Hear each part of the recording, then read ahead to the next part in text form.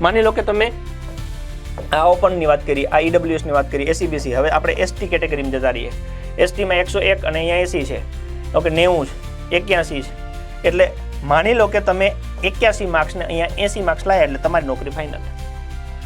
તો હું ગુજરાતના જેટલા પણ મારા આદિવાસી ભાઈઓ બહેનો તૈયારી કરે છે એને રિક્વેસ્ટ કરું છું કે બાપા તમે એવું ન માનશો કે હું દોડી જઈશ પછી તૈયારી કરી લઈશ. તમે દોડી જતા હોવ તો અત્યારથી તૈયારી ચાલુ કરી દો. 80 માર્ક્સ લાવવા અઘરા નથી. તમારી પાસે 6 મહિના છે. કેટલા? 6 મહિના. ખાલી 1 મહિનામાં 15 માર્ક્સ, તો 15 છંક 90 થઈ જાય.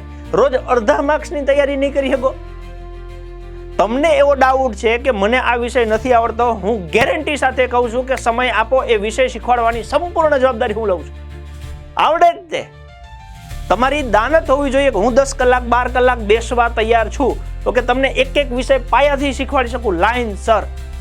સમય આપો અને ઘરે બેઠા શીખવાડી શકું. મોબાઈલમાં એપ્લિકેશનમાં ચાલુ કરી દો.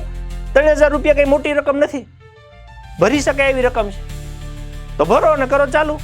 80 માર્ક્સ લાવવા બિલકુલ અઘરા નથી. અને 80-81 માર્ક્સે ભાઈઓ બહેનો બંને નોકરી મળે છે ભાઈ. તો થઈ જાવ ને યાર કોન્સ્ટેબલ. આ વખતે મોકો મળ્યો છે.